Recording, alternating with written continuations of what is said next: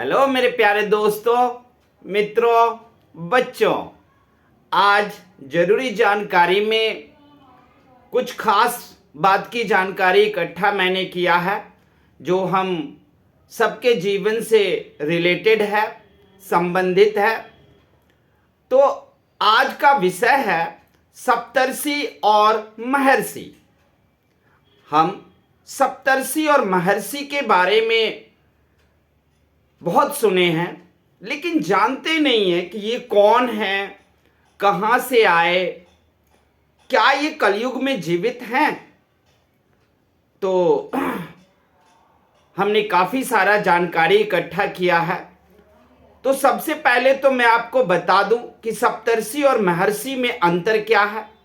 उसके बाद ये इनका जन्म कब हुआ, ये अभी जीवित हैं कि नहीं, इनके माता पिता के नाम, इनके द्वारा स्थापित किए गए कोई भी पंथ या फिर धर्म, या फिर इनके द्वारा की गई किताबों की रचना, देवताओं और महर्षि सप्तर्षि का संबंध, सबके बारे में हम आपको बताएंगे।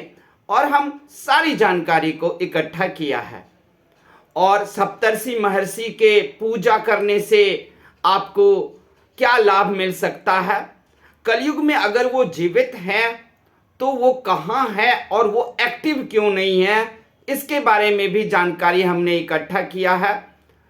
और भी आपको जानकारी देंगे, इनके पत्नी का नाम या इनके बच्चे का नाम, इनके वंशज का नाम, इनके गोत्र का नाम, सबके बारे में हमने जानकारी इकट्ठा किया है।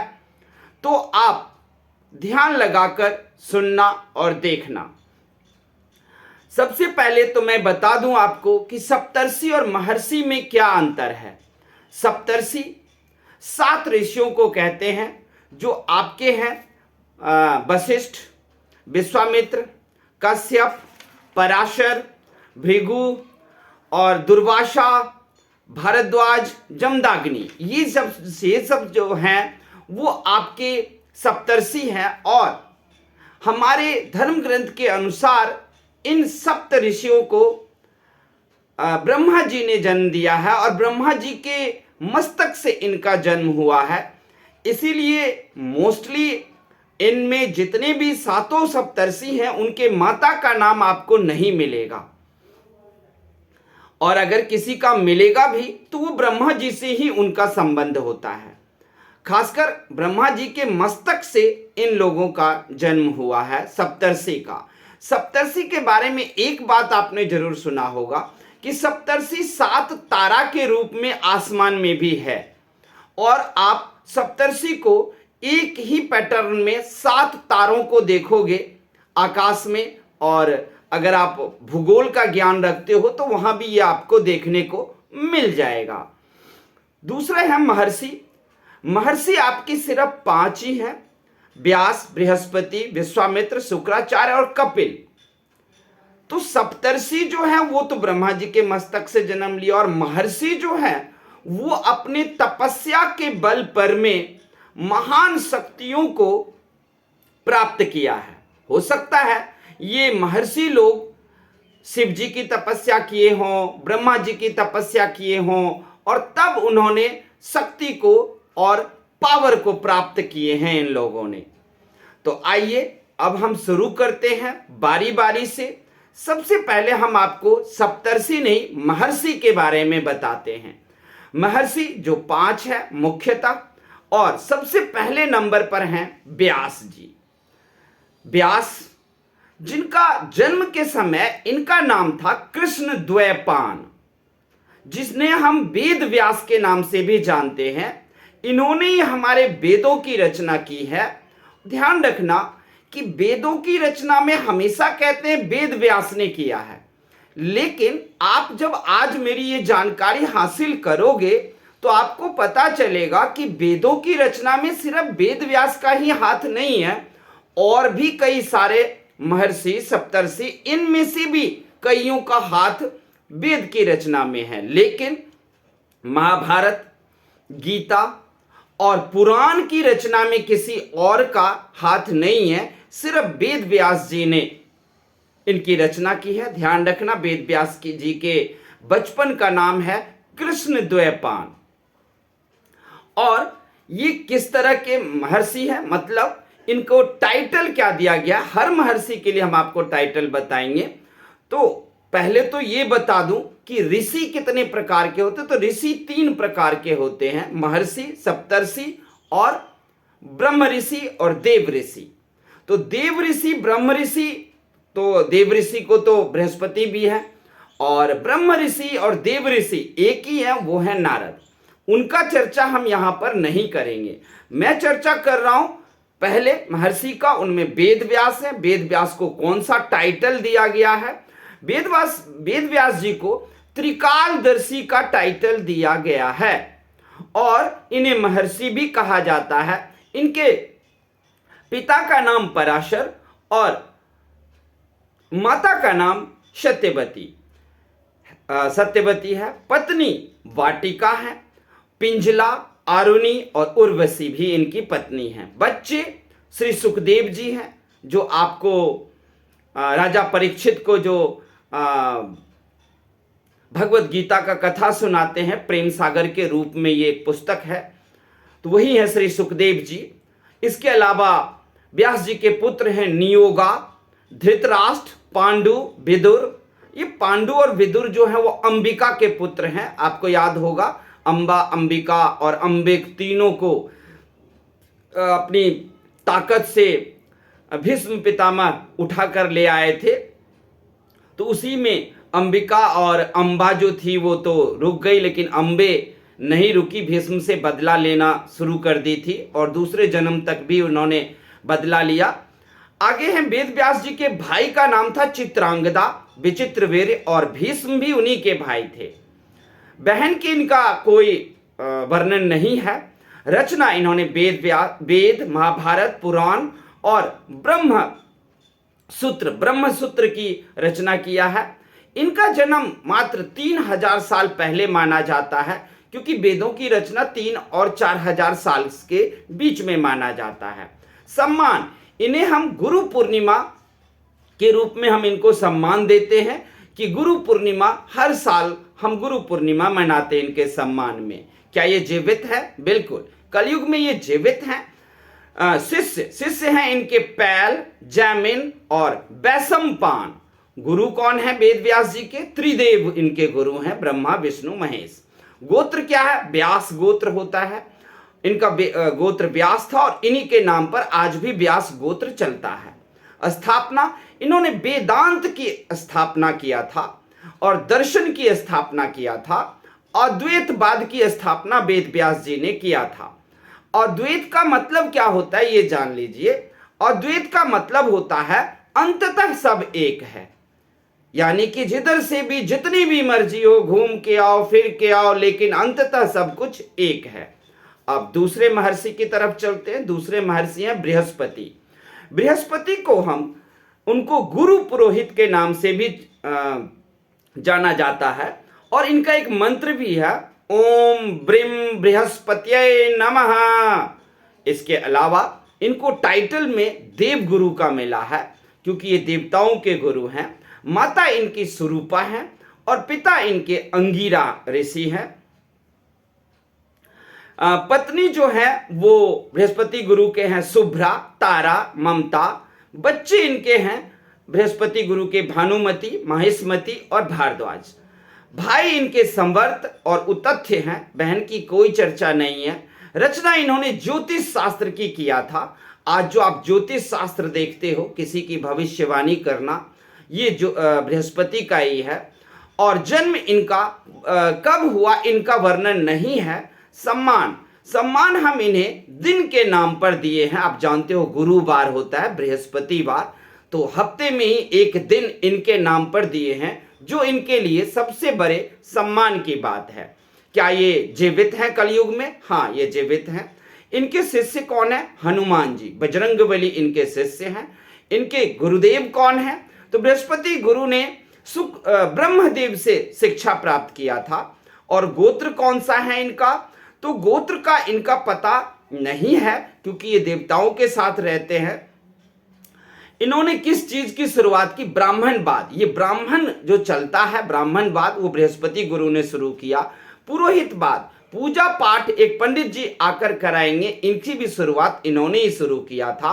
और इसके अलावा ज्ञान विद्या, और आप लोगों जो ज्ञान देख रहे हो, विद्या देख रहे हो, स्कूल सिस्टम देख रहे हो, शिष्य गुरु परंपरा देख रहे हो, वो सब बृहस्पति गुरु का शुरू किया गया है। ध्यान रखना, बृहस्पति गुरु सबसे इंपॉर्टेंट है हमारे लिए। बृहस्पति के दिन आप कोई भी अशुद्ध पदार्थ ना खाएं और पीले वस्त्र को धारण करें और बृहस्पति जी का पूजा करें, और एक बार आप नाम लेने से भी आपको उद्धार मिल जाएगा।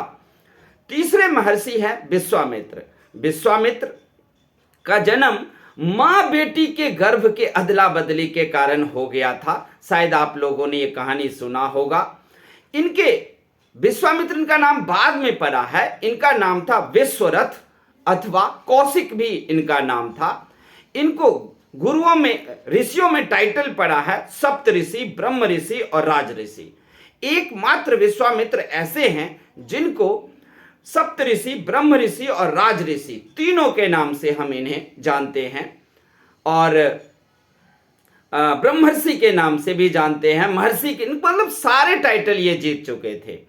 इनके माता का नाम उर्वी था और पिता का नाम गाधी, और पत्नी इनकी मेनका थी, और इसके अलावा दृष्टद्वती भी इनकी पत्नी थी।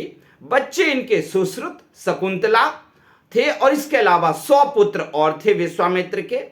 और इनकी बहन एक थी सत्यवती। सत्यवती 2 करके हमें इनकी जानकारी मिला। रचना इन्होंने गायत्री मंत्र का रचना इन्होंने किया था। नया स्वर्ग इन्होंने ही बनाया था। त्रिशंकु के लिए इन्होंने नया स्वर्ग बना दिया था। तीसरा वेद इन्होंने लिखने में मदद की थी, और विश्वामित्र संहिता भी इन्होंने लिखा। तो मैंने बताया था ना कि वेद सिर्फ चारों वेद वेद व्यास ने नहीं लिखा है। चारों वेद में वेद व्यास का मतलब महत्वपूर्ण योगदान है, लेकिन और लोगों का भी योगदान है, विश्वामित्र का भी योगदान है तीसरे वेद लिखने में, यानी कि अथर्ववेद, सामवेद, यजुर्वेद को लिखने में इनका भी है। इसके अलावा इनका जन्म कार्तिक शुक्ल पक्ष के तृतीया तिथि को होता है। इसी कारण हम हर साल अक्षय तृतीया को मनाते हैं। इनको सम्मान दिए हैं हमने, सप्तर्षि और महर्षि दोनों में इनको सम्मान दिया गया है। इनके जो शिष्य थे गालव और राम लक्ष्मण जी, हमारे भगवान श्री राम और लक्ष्मण भी इनके शिष्य रह चुके थे। और ये इनके जो गुरु थे, विश्वामित्र ने विद्या प्राप्त किया था ब्रह्मा जी से और गाधी से। इसके अलावा इनका गोत्र है कौशिक, जो हमें जानकारी मिला कि विश्वामित्र की गोत्र कौशिक है, और इन्होंने नए स्वर्ग और गायत्री मंत्र का आविष्कार किया था, मतलब खोज की थी। आप लोगों को विश्वामित्र के बारे में काफी पता होगा। विश्वामित्र और वशिष्ठ की लड़ाई हुई थी। हुआ यूं था कि विश्वामित्र एक बार कोई युद्ध जीतकर आ रहे थे पूरी सेना के साथ, और ये राजा थे, और वशिष्ठ के आश्रम में रुके थे।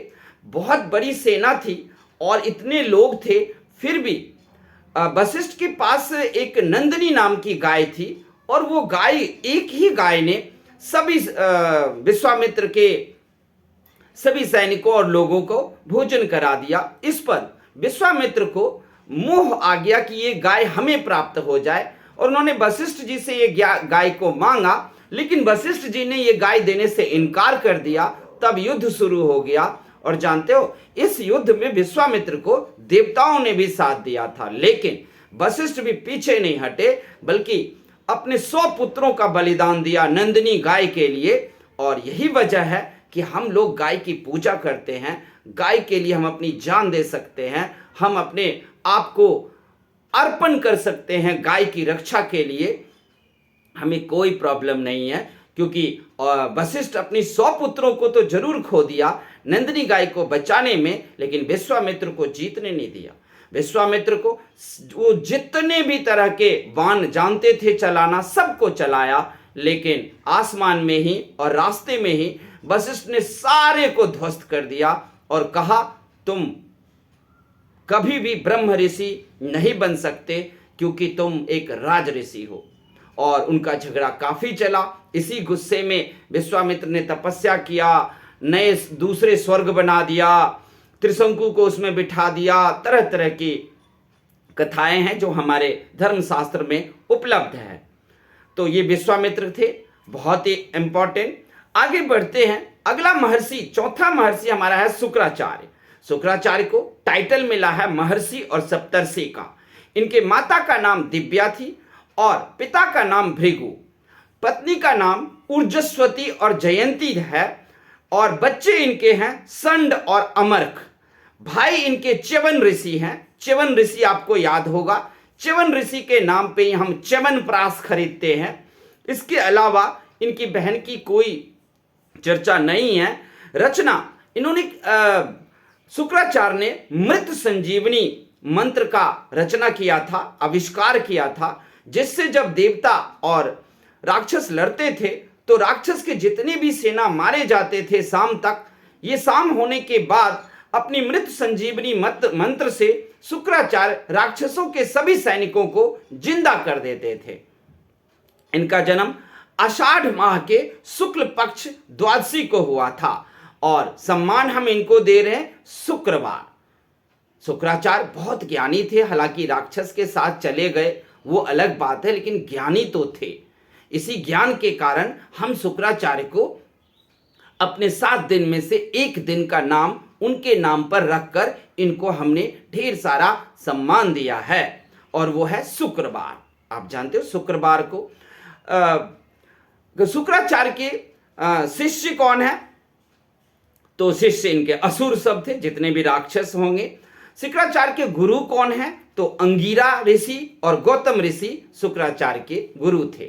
शुक्राचार्य का गोत्र क्या था? भार्गव। इनका गोत्र जो है भार्गव, क्योंकि भार्गव ऋषि से कहीं न कहीं जुड़े थे, और इन्होंने स्थापना किया था असुराचार्य की, और असुर को ये शिक्षा देते थे।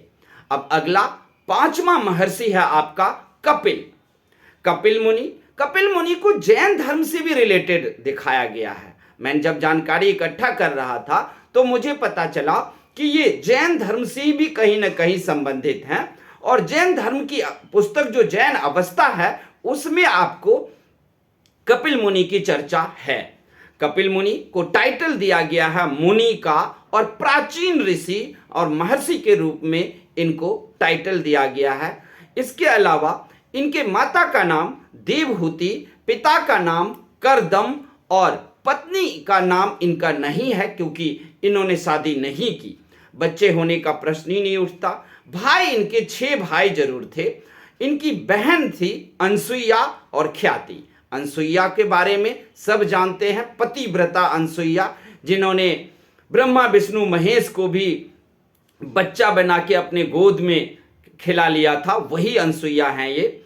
और रचना तो कपिल मुनि ने सांख्य शास्त्र, यानी कि आज जो आप सांख्यिकी पढ़ते हो, स्टैटिक्स पढ़ते हो, नंबर्स पढ़ते हो, उन सब का इन्होंने ही खोज किया था। विकासवादी सिद्धांत, सबसे बड़ी बात कि इन्होंने विकासवादी डेवलपमेंटल डॉक्ट्रीन का इन्होंने खोज की थी। और इनके शिष्य थे आसुरी।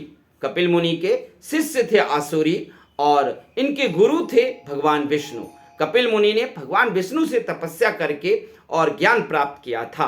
कपिल मुनि बहुत पावरफुल थे और ये तपस्या ही करते रहते थे ज्ञान की प्राप्ति के लिए। तो राजा सगर, एक राजा सगर थे। राजा सगर के 60,000 पुत्र थे। 60 के 60,000 पुत्र को कपिल मुनि ने ही इनको श्राप देकर भस्म कर दिया था। ये आपको राजा सगर राम जी के वंश के ही थे, ये आप लोगों को भी शायद कहीं सुना होगा। तो ये था आप लोगों का पूरा का पूरा किसके बारे में? महर्षि के बारे में। और 5 महर्षि के बारे में हम आपको सब कुछ बता दिए हैं। अब हम चलते हैं सप्तर्षि की तरफ। सप्तर्षि जो आपके सबसे पहले सप्तर्षि हैं उनके बारे में बात करेंगे। अगस्त्य ऋषि, अगस्त्य मुनि को हम सप्तर्षि में रखते हैं। इनको टाइटल दिया गया महर्षि और सप्तर्षि। इनको ना कुंभज के नाम से भी जानते हैं। इनको कुंभज के नाम से क्यों जानते हैं? क्योंकि ये घरे में से जन्मे थे। माता का नाम इनका है ही नहीं, घरे से कह लो। और पिता पुलस्त्य हैं, पत्नी लोपामुद्रा है, बच्चे दीर्घास्यु हैं, और भाई विश्रवा रावण के पिता, और इनका भाई वशिष्ठ भी हैं, वशिष्ठ भी इन्हीं के भाई माना जाता है। और विश्रवा रावण के पिताजी थे और वशिष्ठ इनके भाई हैं। बहन की चर्चा नहीं है। रचना इन्होंने वेदों का जो मंत्र है, वेद में चारों वेद में जो मंत्र डाला गया है वो डालने का काम अगस्त्य ने किया है। और इन्होंने अगस्त्य संहिता भी लिखा था। जन्म श्रावण शुक्ल पंचमी को इनका जन्म हुआ था, 3000 बीसी पहले। सम्मान वैज्ञानिक ऋषि इनको माना जाता है। क्यों? क्योंकि इन्होंने मोटर का आविष्कार किया था। जो आज आप मोटर देखते हो, अगस्त मुनि ने पहले ही कर दिया था, क्योंकि इन्होंने एक बार समुद्र को पूरा सोख गए थे, पी गए थे।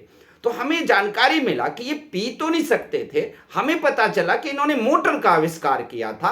अब आम आदमी तो उस समय मोटर समझ नहीं सकते थे, तो कारनामा तो किया था अगस्त ऋषि ने। तो ये रखा गया कि ठीक है, अगस्त ऋषि ने ही सीधे उसे निगल गए और समुद्र का सारा पानी पी लिया, क्योंकि उसके अंदर राक्षस छुपा रहता था और देवताओं को परेशान करता था, उससे युद्ध करता था।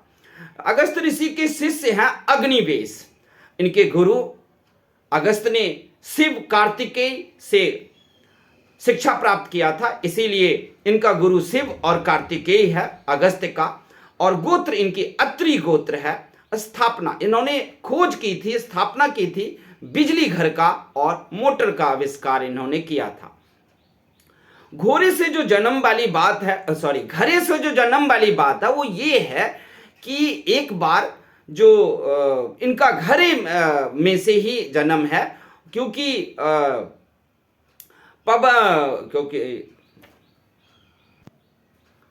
तो इनका घरे से ही जन्म है, क्योंकि मित्र वरुणा, देवताओं में मित्र वरुणा देवता हैं, जो कि घूम रहे थे अपने दोस्तों के साथ।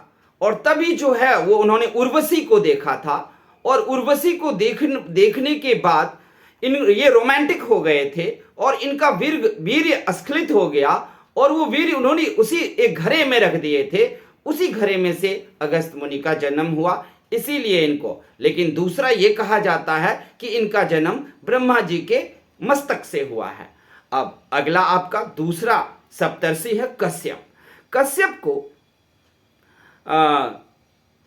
कश्यप ऋषि से कहा जाता है। ये पूरी दुनिया, पूरी पृथ्वी कश्यप ऋषि से ही है, चाहे सुर हो असुर हो, सबका जन्म और शुरुआत कश्यप मुनि से है। इनको टाइटल दिया गया है महर्षि और वैदिक ऋषि और सप्तर्षि के रूप में। इनके माता का नाम मारीचि और पिता का नाम कला। देखो, मैंने आपको पहले बताया था कि सप्तर्षि ब्रह्मा जी के मस्तक से उत्पन्न लिए हैं, लेकिन यहां पर जो आपको मैं माता पिता का नाम बताए जा रहा हूं, इन माता पिता इनके कहीं ना कहीं पालक माता पिता हैं, और जन्म से ये माता पिता नहीं है, ये ब्रह्मा जी से ही जन्मे हैं, लेकिन पले हैं इन माता पिता के पास, तो इनका नाम भी यहां पर लेना जरूरी है। तो कश्यप जी के ऋषि के माता का नाम मारीचि, पिता का नाम कला, और पत्नी का नाम जो है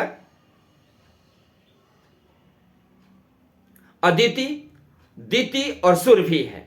बच्चे का नाम, तो कश्यप मुनि के बच्चे का नाम है दैत्य, देवता, दैत्य भी इन्हीं से, देवता भी इन्हीं से, आदित्य भी इन्हीं से, रुद्र, वासु, इरावती और होलिका, सब इनके बच्चे थे।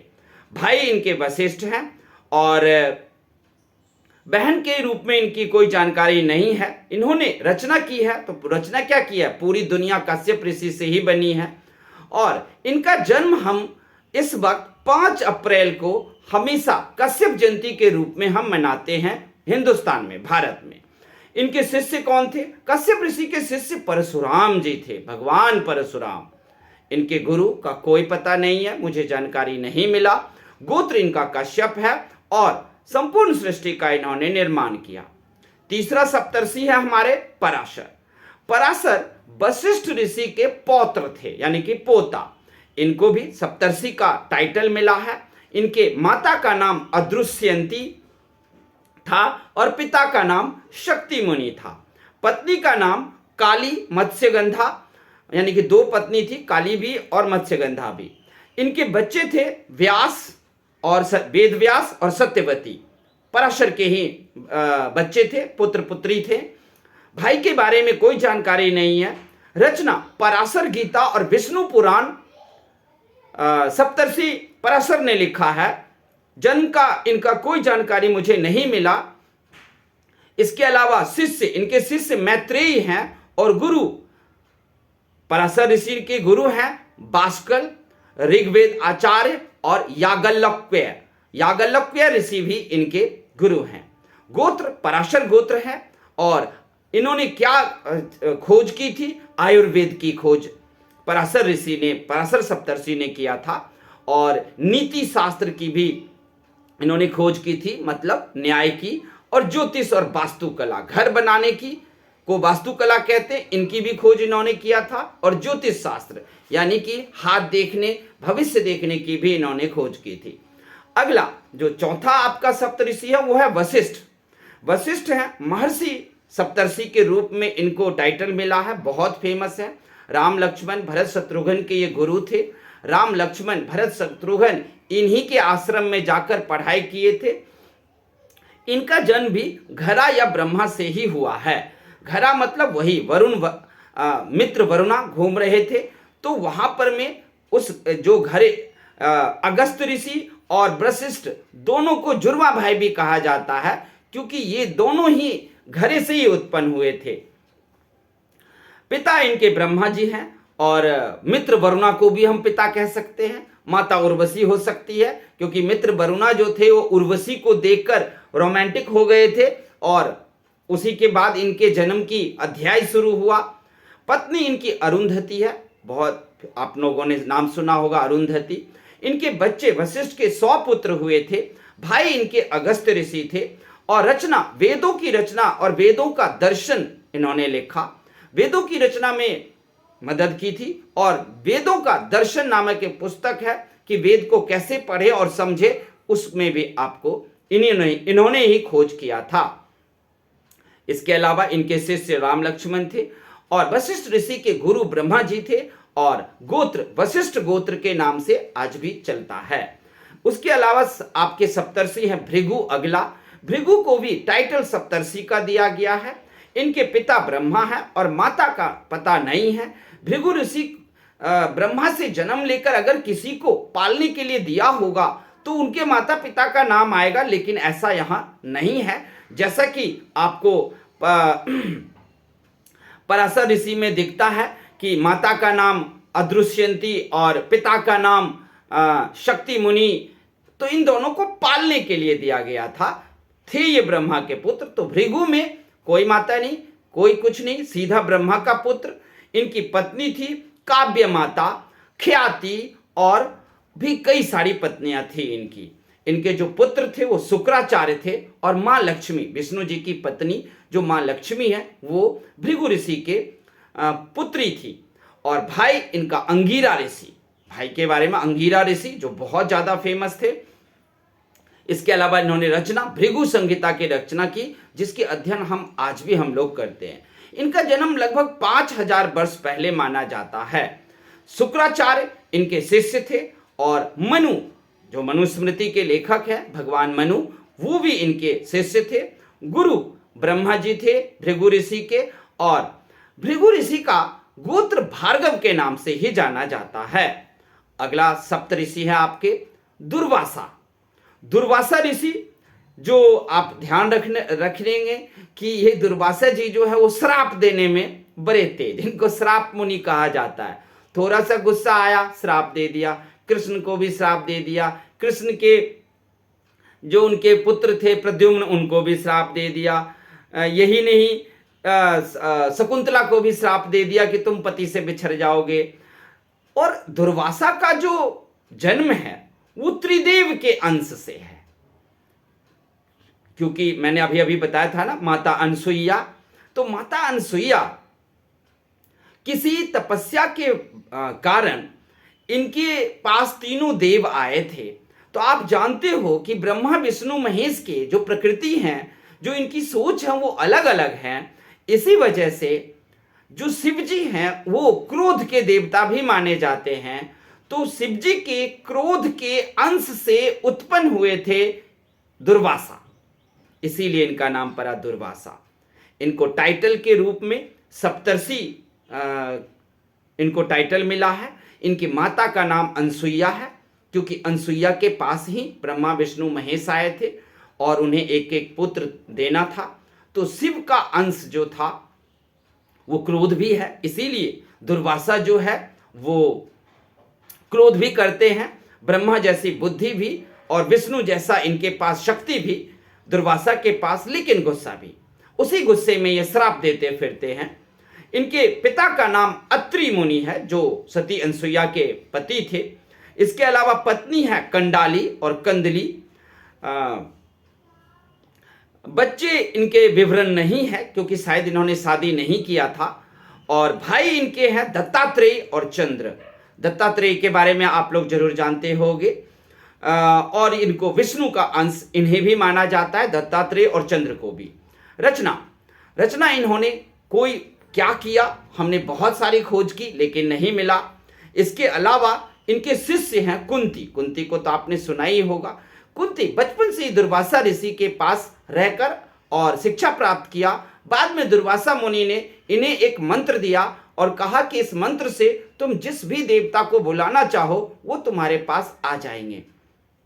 और वही हुआ। जब कुंती को पता चला कि पांडु से हमें पुत्र प्राप्ति नहीं हो सकता, क्योंकि अगर पांडु ने किसी भी तरह के रति क्रिया में भाग लिया तो उनका सिर फट जाएगा एक श्राप के कारण। तो कुंती ने कहा फिर भी पुत्र हो सकता है, क्योंकि मुझे दुर्वासा मुनि ने दिया था मंत्र कि मैं जिस भी देवता को चाहूं आवाहन कर सकती हूं और उसके बाद देखा जाएगा कि हम पुत्र को प्राप्त कर लेंगे। और इनका गोत्र, दुर्वासा ऋषि का गोत्र जो है वो अत्रि मुनि के रूप में, अपने पिता के ऊपर ही अत्रि मुनि के ऊपर जाता है। उसके बाद अगला आपका जो सप्तर्षि है वो है भारद्वाज। भारद्वाज को टाइटल मिला है सप्तर्षि का और महर्षि का। माता इनकी है ममता और पिता इनके हैं बृहस्पति। ध्यान रखना, फिर मैं कह रहा हूं कि ये सप्तर्षि सब जितने हैं वो ब्रह्मा के मस्तक से उत्पन्न लिए हैं, लेकिन इनके माता पिता का नाम कहाँ से आ रहा है? तो माता पिता का या तो ये पालक के रूप में है या ब्रह्मा जी का कोई न कोई वहां पर में अपना ही उनकी युक्ति थी जिस वजह से ये माता पिता बने हैं। तो भारद्वाज के माता का नाम ममता और पिता का नाम बृहस्पति, पत्नी का नाम सुशीला है। और बच्चे, भारद्वाज ऋषि के बच्चे गुरु द्रोण थे। गुरु द्रोण ने ही कौरवों और पांडवों को शिक्षा दिया था। और भारद्वाज के और भी बच्चे हुए, गुरु द्रोण, गर्ग और कात्यायनी। इसके अलावा भाई जो थे उत्तथ्य, संवर्ध और अथर्व थे। इसके अलावा रचना, इन्होंने वेदों में रचना करने में भी मदद किया था भारद्वाज ऋषि ने। और जीवित हैं ये, यस, भारद्वाज भी कलयुग में जीवित हैं। इसके अलावा इनके गुरु जो हैं वो भारद्वाज ऋषि के गुरु हैं भृगु और इंद्रदेव।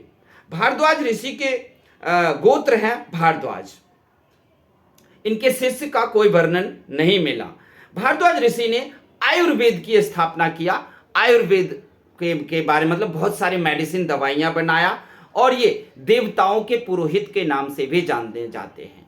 देवताओं के गुरु बृहस्पति और देवताओं के पुरोहित भारद्वाज। अगला आपके पास है जमदाग्नि। देखो यहां पर मैंने आपको 8 सप्तर्षि के बारे में बता दिया है। तो कई जगह पे जानकारी मिला कि उसमें एक कोई है एक नहीं है, तो मतलब अलग अलग मुझे जानकारी मिला। 7 में कहीं पर जमदाग्नि थे, कहीं पर नहीं। तो भी मैंने जमदाग्नि को लिया, क्योंकि जमदाग्नि भी सप्तर्षि ऋषि का टाइटल मिला है इनको। इनके माता का नाम सत्यवती और पिता का नाम ऋचिका है। इसके अलावा पत्नी इनकी है रेणुका और बच्चे हैं इनके रामनावत और परशुराम। इन्होंने रचना, पुराण और महाभारत की रचना में वेद व्यास जी का मदद किए थे जमदाग्नि ऋषि ने। इसके अलावा इनके जन्म को, तो इनके जन्म के लिए मुझे मिला कि इनका जन्म एक इंदौर में हुआ था, जो आज मध्य प्रदेश में इंदौर नामक स्थान है, वहीं पर हुआ था। जमदाग्नि इतने बड़े ऋषि थे और सब देवी देवता सब खुश थे इनको। तो इंद्र की जो कामधेनु गाय थी वो भी जमदाग्नि को प्राप्त हुआ और विष्णु से इनको धनुष की प्राप्ति हुई। तो जमदाग्नि को भगवान देवता सभी प्यार करते थे, इसलिए वो अपनी अपनी प्रिय वस्तु जमदाग्नि को दिया। और जमदाग्नि के शिष्य कौन थे? तो उनका स्वयं का बेटा परशुराम जी इनके शिष्य थे। और गुरु कौन थे? ये अपने पिता से ही विद्या प्राप्त किए थे। इनके पिता जो ऋचिक थे उन्हीं से ही इन्होंने ऋचिक मुनि से विद्या प्राप्त किया था। गोत्र इनका भृगु में लगता है, इनका भृगु और भृगु ऋषि से कहीं ना कहीं ये संबंधित हैं।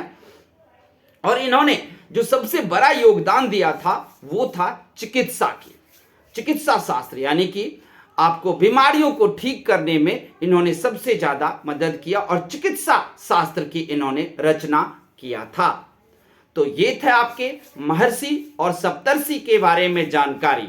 सबसे पहले आपको बता दें ऋषि, ऋषि कौन होते? जो शक्ति होते हैं, तपस्या करते हैं और हम उनका बहुत आदर करते हैं। ध्यान रखना कि कभी किसी ऋषि संत महात्मा का उनका रूप शकल देखकर कोई अपमान आप लोग नहीं करना, क्योंकि आपको याद होगा कपिल मुनि का अपमान किया था राजा सगर के पुत्रों ने और सबको जलाकर भस्म कर दिया था। तो हमें इनकी कभी भी कोई भी मजाक नहीं करना, इसलिए मैंने आपको सारी जानकारी दी है इनके बारे में। ये अभी कलयुग में जीवित हैं। अब प्रश्न उठता है कि एक्टिव क्यों नहीं है? क्योंकि कलयुग में झूठ का बोलबाला होगा, बुराइयां चलेगी और ये सब सच के अवतार हैं और इसीलिए ये अभी एक्टिव नहीं रहेंगे। लेकिन क्या ये हमारी मदद कर रहे हैं? हाँ, अगर आप पुस्तकों पढ़ोगे तो ये कलयुग में स्पष्ट रूप से हमारे सामने तो नहीं आ सकते, लेकिन फिर भी जितने भी सच्चे और अच्छे लोग हैं सबकी मदद ये गुरु और ये सप्तर्षि महर्षि मिलकर हमारी मदद कर रहे हैं। जब तक कलयुग में रहेगा तब तक ये सप्तर्षि जो है वो आसमान में 7 तारे बनकर छाए रहेंगे। लेकिन जब कलयुग का खात्मा होगा तब वो 7 ऋषि तारे से हटकर और पृथ्वी पर आ जाएंगे और फिर वो एक्टिव हो जाएंगे, सक्रिय हो जाएंगे।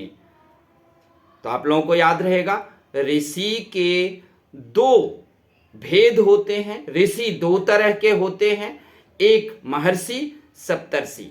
मैंने आपको पहले महर्षि 5 के बारे में बताया, उसके बाद सप्तर्षि 7 सप्तर्षि के बारे में बताया, सारी जानकारी दी।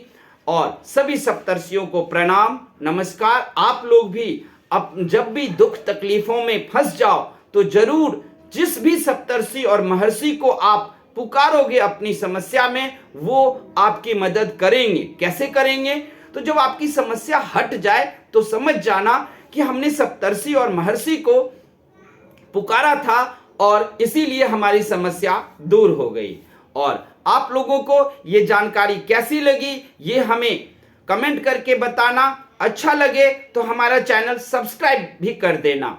जय हो सप्तर्षि, जय हो महर्षि। सभी ऋषि मुनियों को सादर प्रणाम और ढेर सारा आदर। थैंक यू, धन्यवाद।